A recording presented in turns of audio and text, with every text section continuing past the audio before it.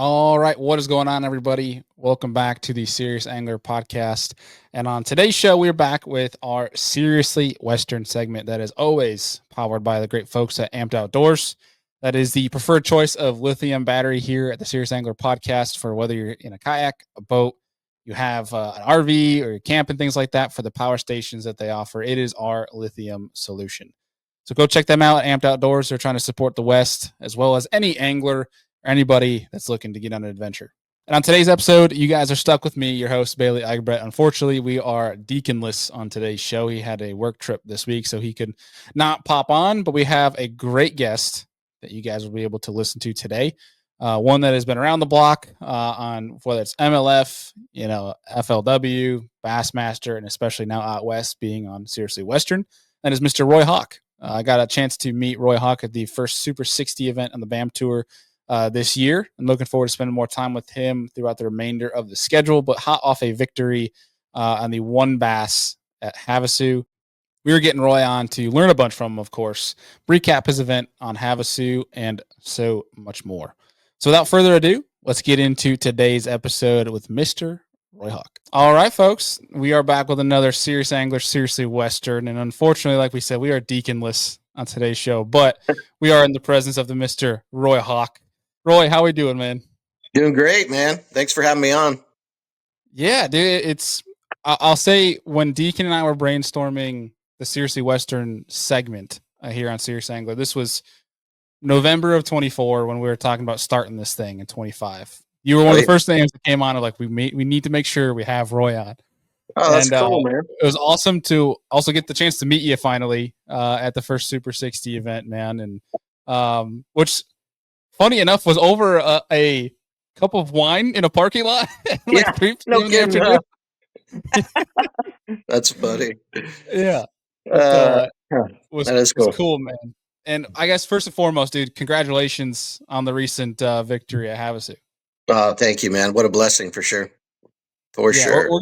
We're gonna dive into that for sure. But everyone's first time on this show and on Serious Angler in general, we like to always throw it back and I guess recall of who's to blame for this lifelong addiction of fishing. And so we'd love to kick that over to you and hear who's to blame. Originally it was my dad that took me fishing the very first time. I actually have a picture of it, and I'm literally fishing with a stick with string tied to the stick and a bobber with a literal stick, not even a cane pole. I mean, a stick. That's where it all started. Yep.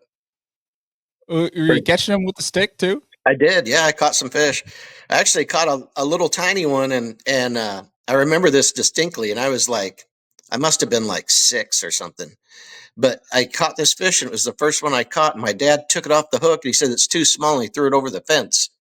He didn't even throw it back in the lake. He threw it over the fence, and I was kind of like looking over there. It's over there flipping around in the grass. You know what I mean? I'm like, what the heck? Gave it to the raccoons or something, you know? I'm like, damn. Yeah, the birds. Yeah, the birds. That's cool. I mean, it started off with a branch, and now here we are with $300-$400 rods nowadays. Yeah. And the fact that I have a picture of it is really cool. I should have brought it. I could have showed it to you. That is awesome. Well, maybe we'll have to offline here. We'll have to see if you can dig it up. That'll be pretty cool. Yeah, I'll send it to you. That'd be cool. Yeah. Heck yeah, man.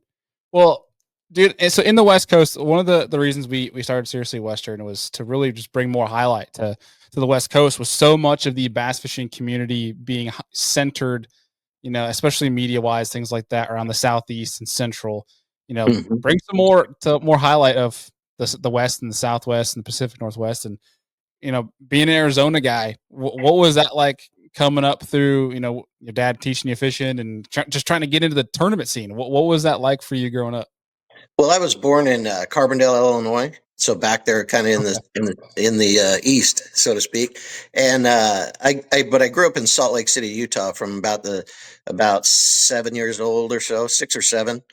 And so I mainly was there, but I would always go back east to my grandparents' house. My dad still lived there, and aunts, uncles, and so forth. So I got to experience a lot of like Eastern type of fishing as I grew up, fishing for bluegill and bass and all kinds of stuff, catfish. And so that was still in my roots, kind of fishing back east. So I had that in my back pocket. And then once I got to about I think 15 or 16, my dad got me into a little bass tournament, and it was like go fish out of your canoe type deal, Yeah. anything, you know, and ended up winning it out of the canoe. It was like a total weight for all species fish. They were going to do a fish fry, and all these guys had their bass boats and all this stuff, and yeah, I ended up winning on total weight. And I got these silver dollars that I still have. So anyway, but once I got kind of a little taste of tournament fishing, then when I came back home, I ended up a good friend of mine. His dad worked for Browning, and knew some guys, and they had like a bass club, and so we ended up getting into this bass club and just kind of went from there. So it was That cool. is, yeah. I can't recall the last time I've seen a tournament that was every species, keep everything, like Yeah, bring no it all kidding. back. Yeah, Uh, it was like for the Elks Club or Moose Lodge or something like that. that's It came cool. with all the free drinks if you won. Of course, I bought a bunch of Pepsis, but it was all good. That's awesome, man. I So still where have those along the silver lines of dollars. that, Well, I'm sorry. you said you still Oh, have them? yeah, I still have the silver dollars. One of them's like a 1800s or something. And the other one's like a low 1900s. So that's cool. Dang, I'd take that to a pawn shop, see what you can get off that baby. No, I'll hang on to 'em. Yeah, I don't blame you. I don't blame you. I I'm don't. sure that's I'd worth probably get something like today. $4. Yeah. Well, where along that timeline, in from that tournament and kinda getting more of that love for bass fishing, did you kinda just decide, like, "I kinda wanna turn a career into this?" Yeah, I started kind of visualizing it, and kind of, it became kind of a fantasy at the beginning, like, oh, kind of like, what would that be like, because I started like reading Bassmaster magazine, and, watching Bassmaster, and kind of just getting an idea with like, man, I think that would be really cool, that type of thing. But Yeah. when I actually thought that this is what I want to do is I was probably like 18. Okay. And I was like, I don't know how to do it. I have no clue. I don't really have any mentors that are like pro fishermen or anything like that. All I did was just take off running. You know what I mean? Just went fishing, just kept fishing and fishing, trying to get in, different tournaments and things like that. I had a really good partner, my team partner that I have still today.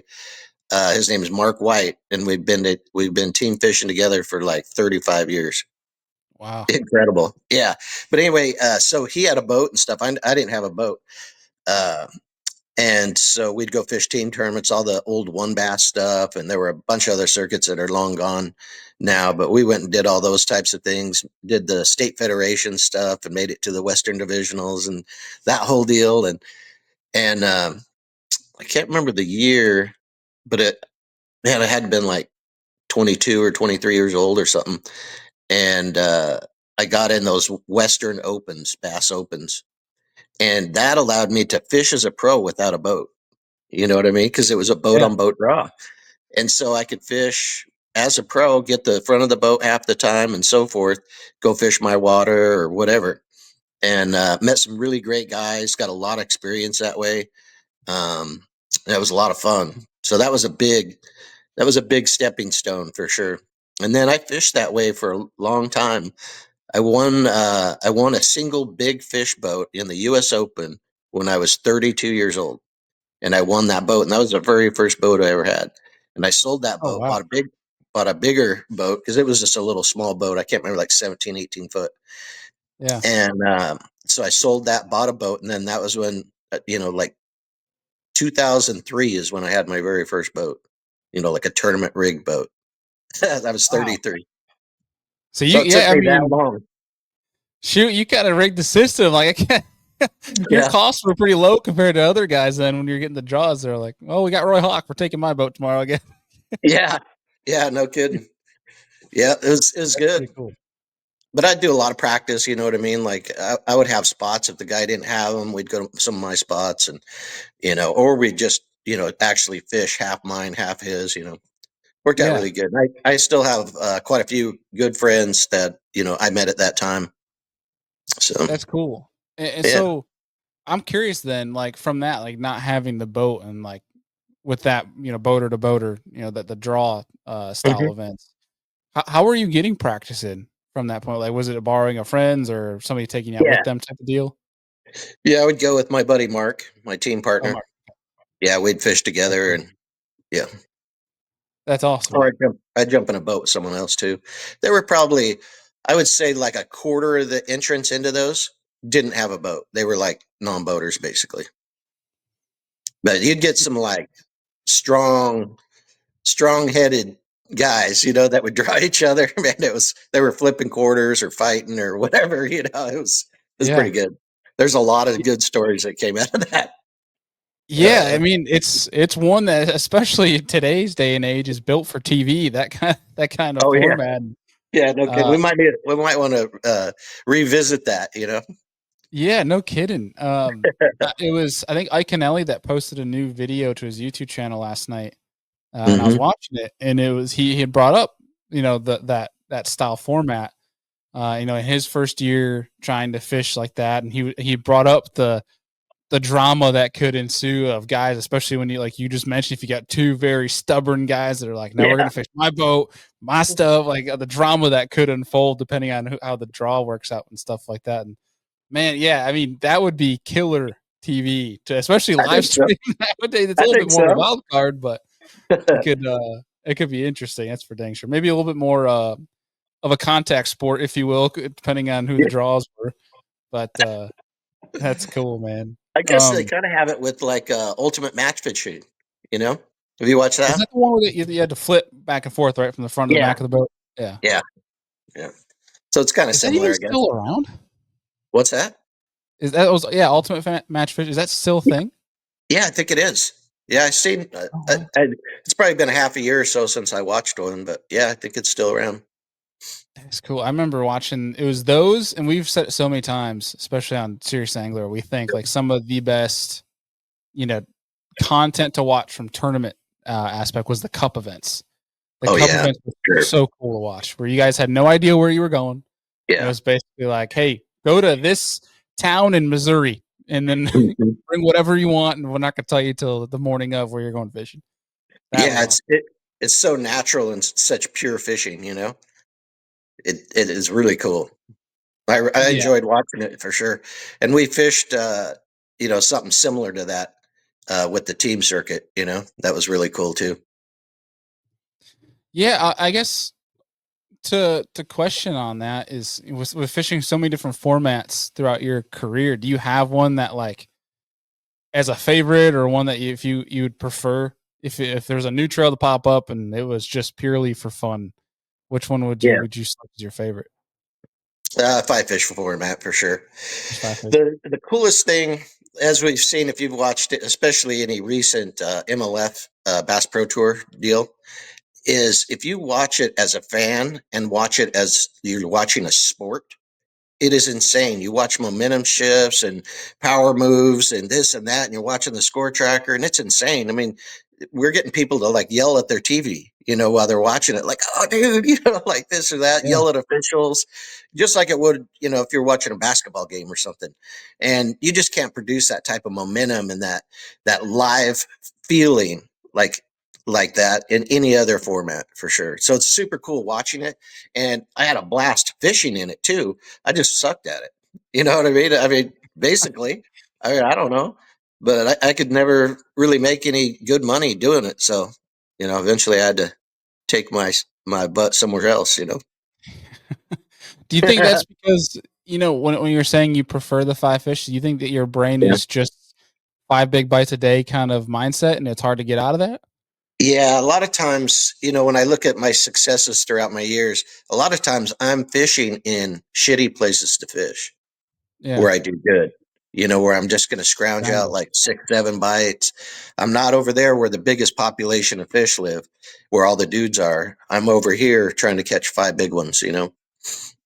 And that's happened a lot of times when I look back over my success. I'm not fishing around a lot of guys. There's hardly anybody there, and Right. then I win. So, yeah, it doesn't lead that deal. You got to know where the biggest population of fish, the hottest area there is, and you got to be right on the juice. You know what I mean? You Yeah. got to stay there for 4 days. Keep catching them. You gotta be consistently, yeah, as you're saying, Yeah. consistently on them. Yep. But you mentioned, like, yeah, from the fan standpoint, I feel like there's levels nowadays Mhm. of fans when it comes to live bass fishing. And Right. there's the folks that I at least put my bucket in that, like, if it's live and it's bass fishing, I'm gonna watch it because I'm there Mhm. to learn. But Me then you too. have the people like that you mentioned though that are like from the entertainment and from a sport level of like it needs to be entertaining for them to watch it. They love bass fishing, but Mhm. the entertainment is why they're going to tune in. And I tell you, the end of that event with Jake Lawrence and Wheeler, that Yep. moment as well as the Bobby Lane Redcrest winning moment are two of the most Absolutely. awesome live tournament coverage from I feel like from that caliber of fan that they would have Yep. enjoyed. It definitely you nailed it. I mean, it's very action packed. Like from being able to see, there isn't a ceiling. There isn't Yeah. like oh, it's gonna be really hard for this guy to call anymore and catch whoever's leading. No, it's there Mhm. doesn't matter where you're at. Yeah, you got an active time clock and an active scoreboard, at all times, and a lot of live cameras to watch it all go down, and it's Yeah, it's way intense for sure. Back in we were talking about the cups and kind of how that type of a format lends itself to outside viewers just because it's entertaining, even if they're not diehard fishermen. Back in the old days, like before I got on MLF, when I was like in the elites, I would call my wife at home and be like, "Hey, what are you doing?" She's like, "I'm watching the MLF Cup." She's like, "When are you going to be able to get in these?" And I said, "I don't know. I don't know how to get in them." I didn't know how to get in it. And yeah, she would always bug me. Well, find out, talk to some people, and figure out how you can get in it. She loved like the ding, when they drop a fish and all that stuff. She loved it, and a lot of people just find it entertaining to watch. So yeah. that was pretty cool. And she's not really into fishing at all, but she would watch those. Like she didn't like watching other fishing shows, but she loved the cups. Those, yeah, those as a fan, like, Yeah. I mean, it's funny you say that. Even my wife, like, it'll be especially this past winter when we had like one of the worst winters here in Buffalo in I think it was like 15 years. So like there was no open water. Like sometimes I could sneak out to some open water and try to catch a few and whatever.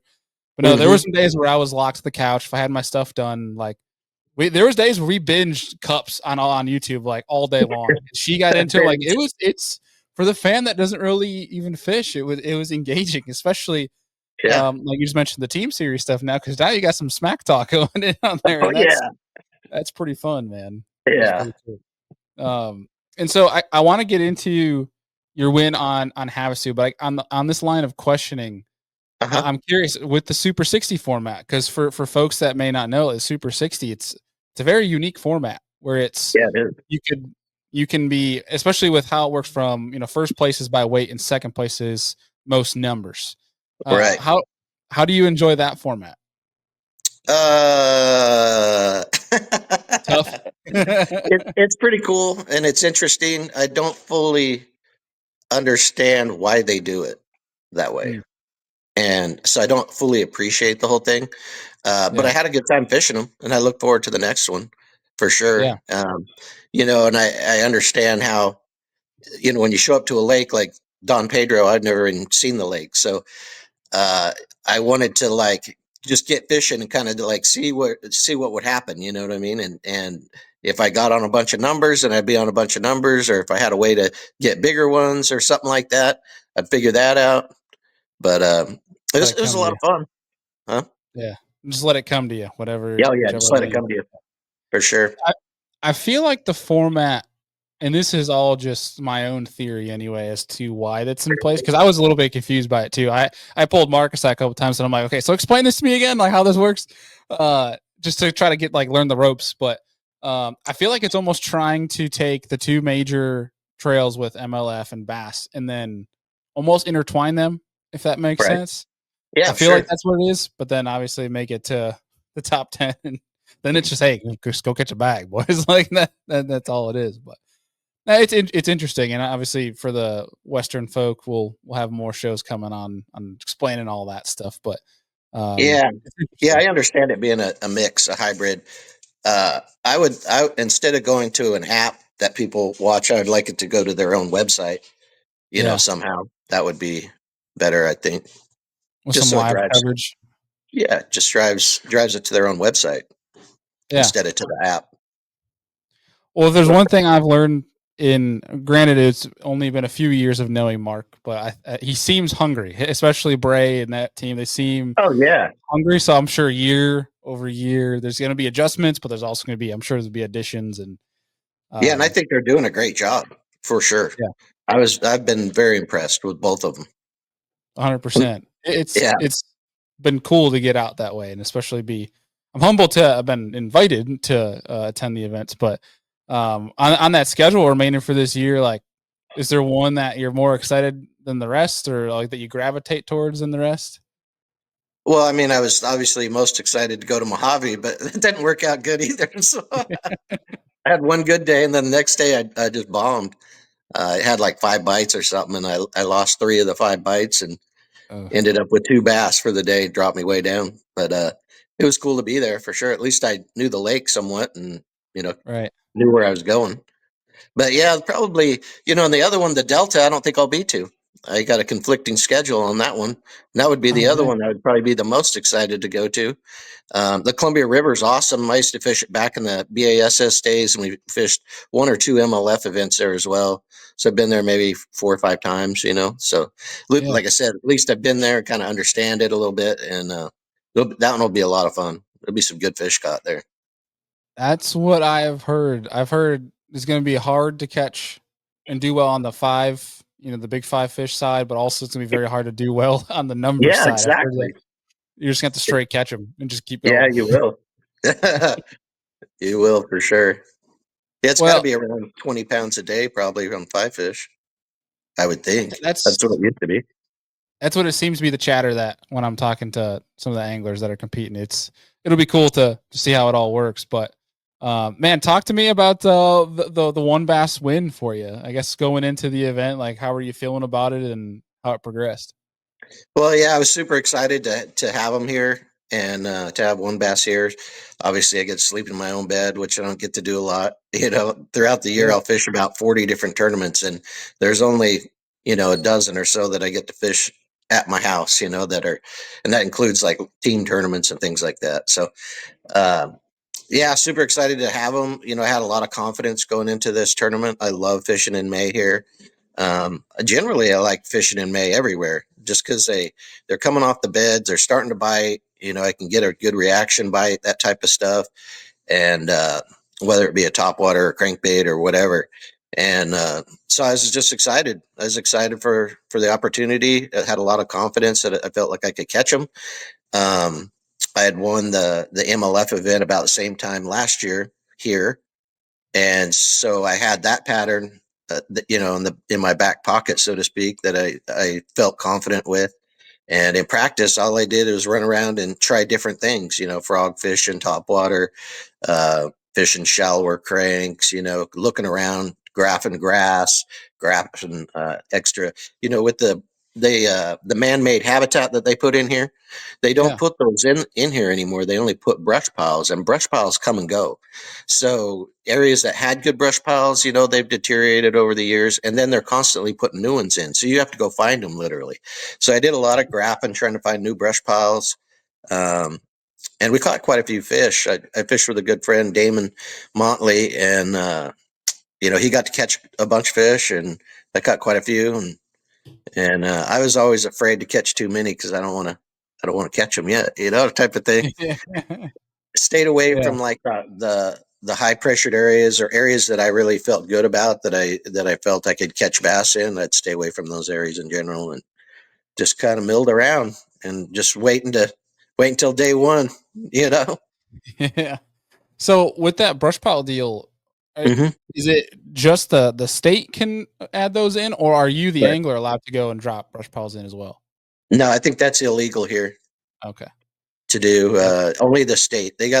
We have the biggest habitat restoration project in the United States that goes on here.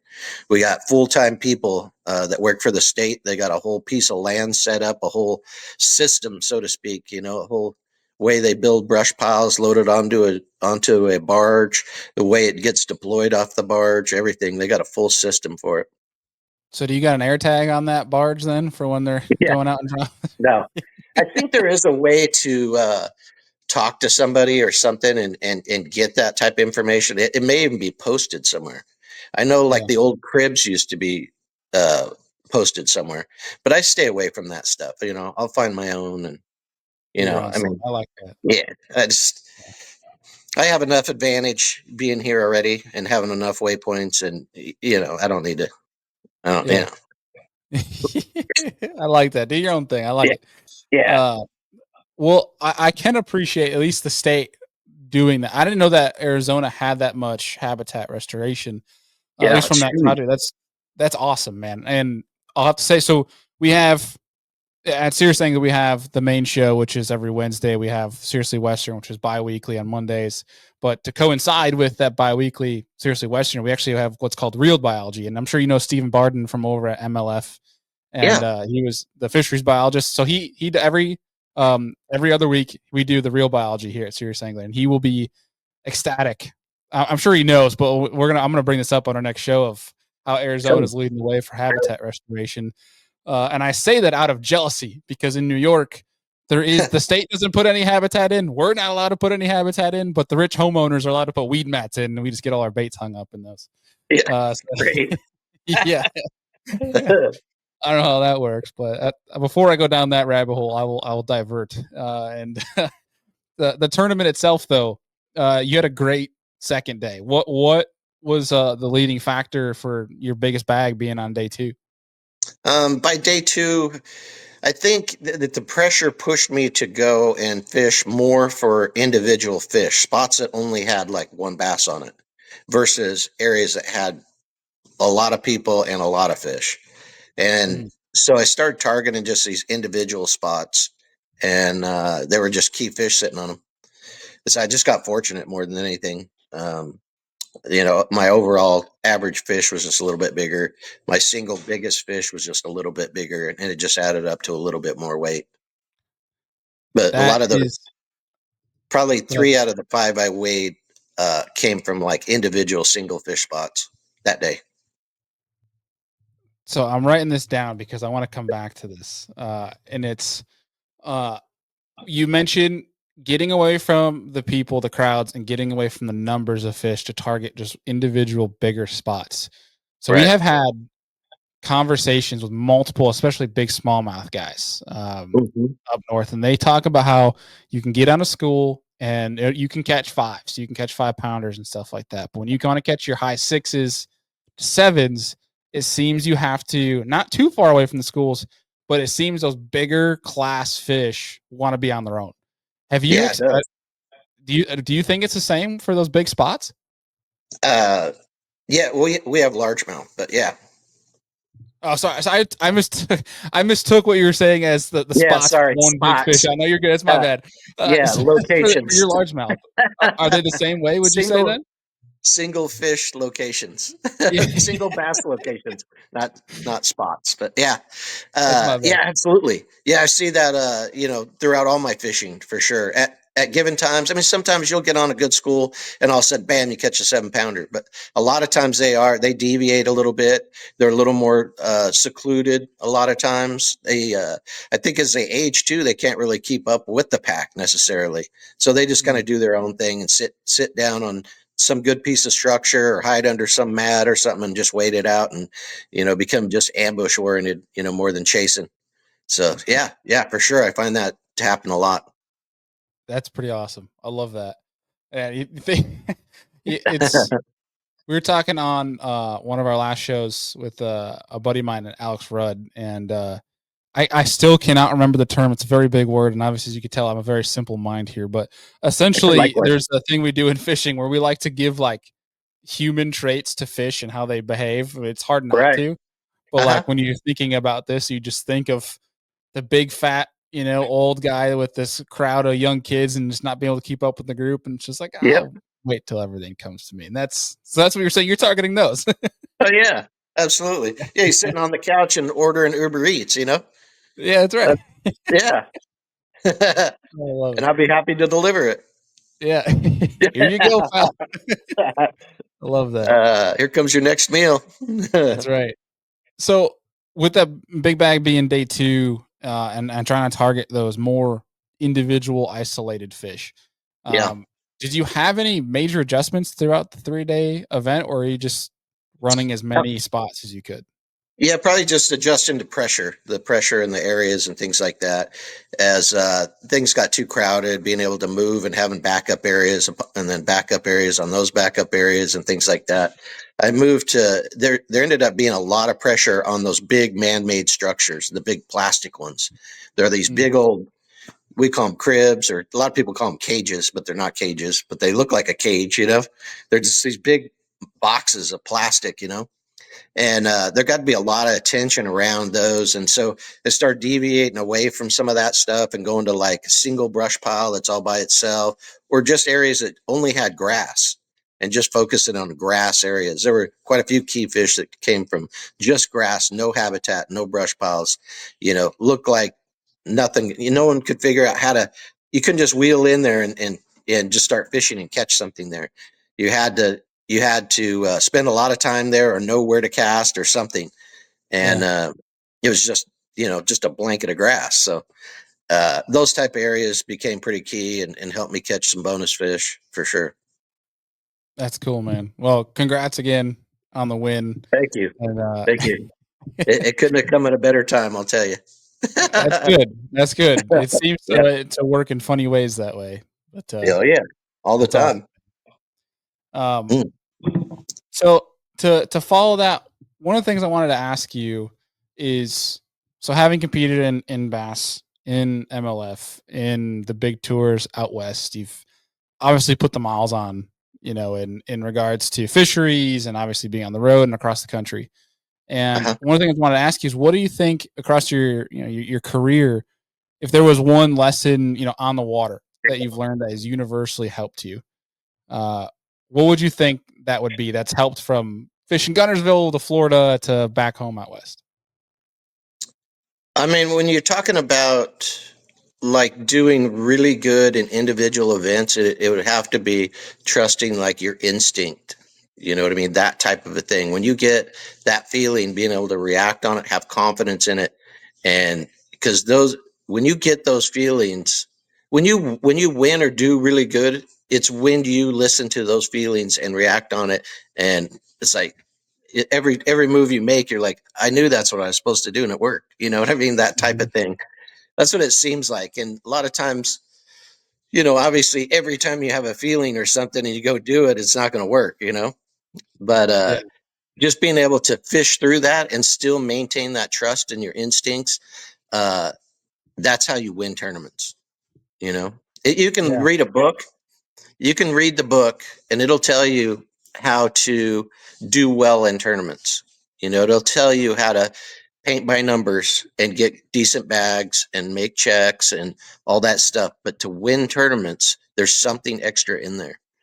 hmm, There's an extra ingredient. And I think that a lot of that comes from intuition or your heart or whatever it might be. But some little spark happens and it makes you make that move, that key move or that key adjustment, or sometimes that happens before the tournament. You just have a feeling like this is the area I need to be.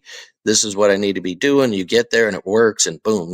But other times it's literally on the water, last minute, that type of thing. And you make some little move and boom, got him.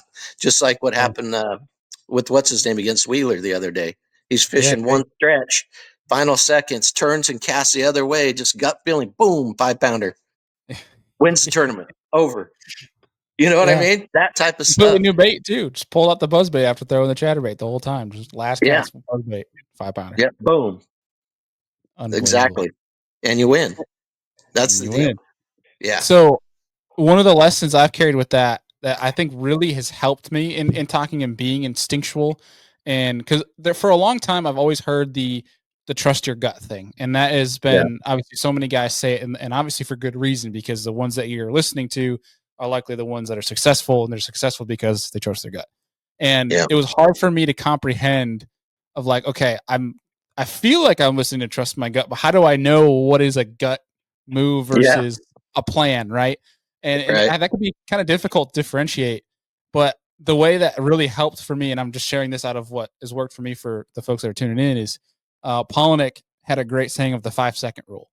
And Mm-hmm. it was like, if you're going down the lake and you might have the plan, you're going to go hit these rock piles at different part of the Yep. lake. But you look and you're seeing like, oh, I bet you they're freaking on those docks. Or, oh, I Yeah. bet you they're back in that grass. If that pops in your head and it lasts longer than 5 seconds, go do that.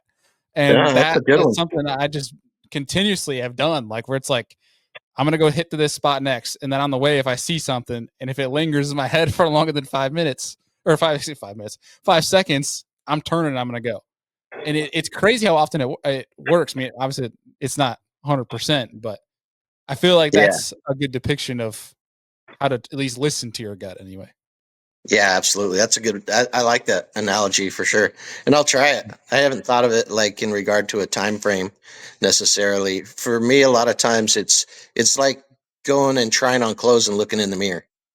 So I'll think of a situation, like flipping or whatever, and I will visualize myself flipping to see the success. Do you know what I mean? So I'm like Yeah, looking at the mirror, seeing what this outfit looks like when I try it on, that type of thing, and I get an overwhelming feeling or not, by trying it on in my head. I do yeah, that you a can lot. get the vibe pretty quick Yeah, you from get the vibe. doing. Yep. Yeah, well, and I feel like that 5 second rule, I feel like helps folks that are trying to understand what listening to your gut is, where guys like yourself, seasoned in knowing what that when your gut is telling you something, I feel like you Uh-huh. don't really need that time frame because you know when it's talking to you. I feel like Yeah, you know sometimes what I for mean? sure.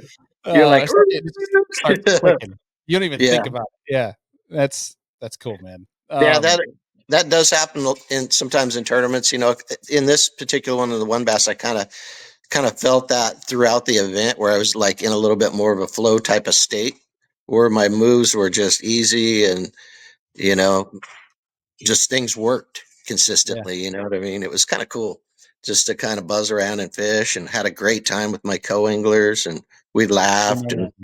yeah, Yeah, it was a good time. No stress, just good times. dude, those are the days you live for. You know, that's I that's know. what makes. I mean, it's so cliche, but that's what they say is those are what make the bad days worth it. Absolutely. Yeah. Absolutely. So that question to you that talking about, around the country, what's worked universally. I also want to throw that question back at you again, but talk about off the water. Whether Okay. that's traveling, maintaining a schedule, especially a guy that like yourself that has fished so many tournaments, and then when you're working with brands and things like that, what is one lesson that's helped you to maintain a long career in fishing off the water? Proverbs 3, 5, and 6. Trust in the Lord with all your heart and lean not on your own understanding. In all your ways, acknowledge Him, and He will direct your path. Number Man, one. that is That's awesome. the biggest thing to be a pro fisherman in my mind. I couldn't I do love without that. Him, dude. I'd be a mess. I know those guys that don't have the Lord in their life, dude, and I see them, and they're angry and irritated and can't handle it, and I got all these bills, I got this, you know what I mean? It's a nightmare. And they just Yeah, struggle and struggle and struggle. And all they have to do is release that and give themselves to the Lord, and things will get a lot easier. And you pray about it, and if you're supposed to, be a pro fisherman and you have that in your heart, then everything will work out. Now, if you're doing something you're not supposed to do and you're just pushing it, it's going to be a struggle. yeah, You're yeah. supposed if you're supposed to be home taking care of kids or something, and you know it in your heart, but you're still going out there and trying to run around the country, it's probably not going to work out. Yeah. I But yeah, love that's probably you saying that. that's Yeah. probably the single biggest thing to me, for sure. And with that, I love to pitch over to you. Do you think that there's a lot of overthinking in fishing? Oh yeah, absolutely. I feel like we're I pretty enjoy straightforward. parts of overthinking. Like say with a crankbait. We're like, all right, we're going to throw a crankbait. And then you kind of get into colors and things like that. And like, those are all secondary things. The biggest thing is locate the fish and then, get a bait to them and so forth. And then kind of figure out the nuances, from there. But I enjoy like overthinking like colors and things like that. And like custom making my own stuff, and like all nail polish crankbaits, all weld pieces Dang. of plastic together and create creatures and all kinds of stuff like that. I enjoy that that part of it. So that's kind of a form of overthinking. It's probably not all that important, but it is fun when you do that type of stuff and it works out good. Yeah. It's kind of it gives you a little mental edge. Uh, to where you like think you have something that no one else has, and maybe that gives you a little advantage or something. But most of the time, if you just throw a Senko, you would have caught them either way. I love that, dude. I love that, and it's funny. Mhm. We so Andy, who's the co-host over at Serious Angler, him and I are. He's very similar to you in that respect. Like he's dialed down to the color fleck in the Senko that he's throwing, and Yeah, like it's like exactly what you're talking about, nail polishing baits. Where I'm just like, if it's not green pumpkin, black and blue, or white, then I probably don't have it in my box. It's yeah, just one of those things. But there's times, dude, I've gotten whooped on people being that detailed, and yeah. I do and respect what you're saying and the overthinking of the details, and that is that a Western thing because you feel like the guys like Aaron Martins you hear about all the time, the guys Mhm. that are super minutely detailed like that, and they're successful. Do you think is that just a Western thing? Well, I mean, it's probably a little bit bigger in the West just because of the overall clearer water, that type of scenario. I think, when I get to that point, it's because I'm already doing good. You know what I mean? Because I've already Yeah, gone through. I already know where fish are. I'm already that's why I enjoy it. It's because I'm already there. I'm already on top of what's going on, and now I'm just barely dialing it in to what I believe will just give me that extra juice. That's why it's yeah, super fun to me because I'm already there. You know what I mean? yeah. I'm already gonna So catch it, but let's catch the one extra. yeah, yeah, Like exactly. Yeah. that's cool, man. I guess with that, and target like you were talking earlier about targeting these isolated bigger fish. hmm Um, whether Western or even just anywhere around the country, big fish, isolated. What is the top three, I guess, baits that you're going to select when targeting that bigger caliber fish that's out on its own? Yeah, probably, obviously like flipping a jig is going to be a good one. It's really easy to visually look at where a big fish might lay down, you know what I mean, and be. Yeah, Um, then probably a crankbait's always good for outside stuff. Um, and now the minnow, dude. I mean, now with the minnow and forward facing, we realize there's a 7 pounder just out there floating around like a rainbow trout. yeah, That we can target out in the middle of the lake. And, that's where some of the biggest fish are coming from these days. They're just out there in the middle where, we never even would have known. Some guy trolling might have hit one once in a while, but we would have never known they were there. And guys are following those fish further and further off the bank and just out there nomadic. So yeah, I, I think these days that's a super important one for sure. yeah. And Is just the I minnow. always love bringing this up, even with forward facing being the topic for years now. hmm But I always thought I still think it's funny to this day how prior to the forward facing really becoming the craze, you'd have either you're fishing you with your buddy or it's a co-angler or whatever that's bombing a wacky rig into the abyss, and you're like, "Oh, watch, you're gonna catch one there," and then they do, and you're like, "What in the heck? Oh, it's all luck." But now we're like, "Oh, okay, now Yeah. it all makes sense." It's Yeah, crazy how absolutely. it's answered so many different things, but It has. uh, Dude, one of the cool things that I've discovered here at Havasu is dude, these bass that will they'll make a nest, and then when the fry comes out, they move the fry off the bank and out over these habitats, and you can see it on forward facing. It's stacked up. was he? The fry is stacked up over the habitat and stuff. And they move them out there in like 20 feet of water. You never would have known that. You know what I mean? It's really Mhm. cool. And then you'll see a little bass just sitting there. He's got this tower of fry over the habitat. You just pitch in there for Yeah. It's extremely eye opening if you're willing to pay the attention to the detail of that. mm-hmm. We've had some guys that are out from that Texas area that are Yeah, they figured exactly that out. These big deep spawners, like these Texas fish that'll spawn in 15 foot of water, yeah, and they'll notice that the progression, like when they hatch their eggs and stuff, they'll push them around a little bit. They think it's a bass chasing bait. Sometimes it's just that's their fry. Like that's yeah. just I think they're so. making they're not going to stay in one spot. It's super cool to learn those things.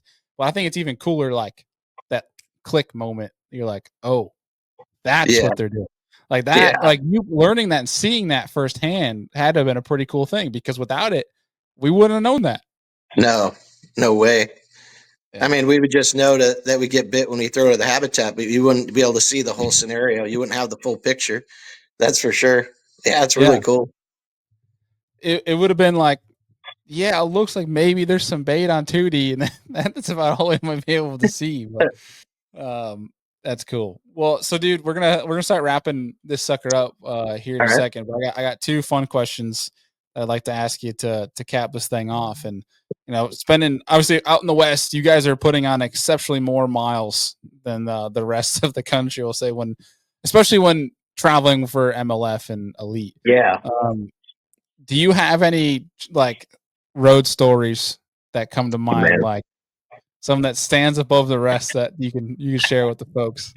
Yeah, I've got quite a few. Most of them I try and forget, but Yeah. but I'll tell you one time I came back. I think I was in New York and drove for like 36 hours straight and Oh my. uh I went through two hubs and four tires and came in on two of my four tires into Phoenix and made it. Holy crap. And that's I like came in. that's like I truck had and one on trailer, the right? We're not yeah. all four tires in the truck. I had one on uh, the back axle, and one on the front axle on opposite sides of the boat. And that's how I drove in, coming down Oh, Black Canyon, coming into Phoenix. oh my Crazy. gosh. Yeah.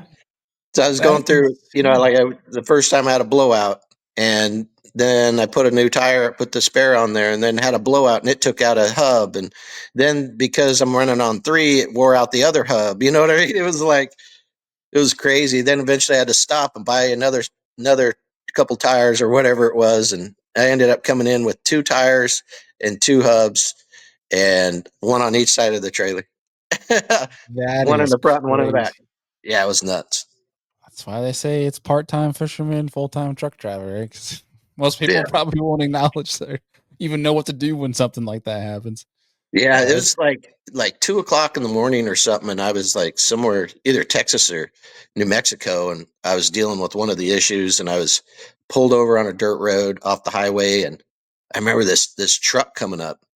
And they like stayed away from me, and then they started like easing up closer and stuff. I'm going, what in the heck's going to happen here? You know what I mean? There's no one around. It's pitch black, oh and no. for whatever reason, they kind of got close, and then they just drove away. But I remember that feeling like something's about to go down. But I had a big old wrench in my hand. But you know what I mean? Yeah. Like I don't know how far that would have got me, but Yeah. Oh man, that still would have been sketchy. Oh yeah, it was gosh. sketchy, dude. It was sketchy, Goodness. I can't but even made it home. imagine. You're here. You're Yeah, here. thank goodness. Oh man. Yeah. So last question I got for you, man, and similar Okay. to how we started this episode is everybody's first time on Serious Angler. We would like to end the show with this one question, and that is, if you could invite any person, any three people, excuse me, to dinner, have a drink, have a nice steak. They could be around now, 1,000 years ago. They don't even have to be involved in fishing. What three Hmm. people would you invite to dinner to kind of pick their brain, have a beer, have a steak? Who are you gonna Well, invite? I don't know. Like I would say Jesus would be one, but I would almost be scared to do it. You know what I mean? Like I would be afraid I would know too much after a conversation with Jesus. I don't think I could. I don't think I could function here on Earth any longer at that point. You know what I Don't mean? want But those answers.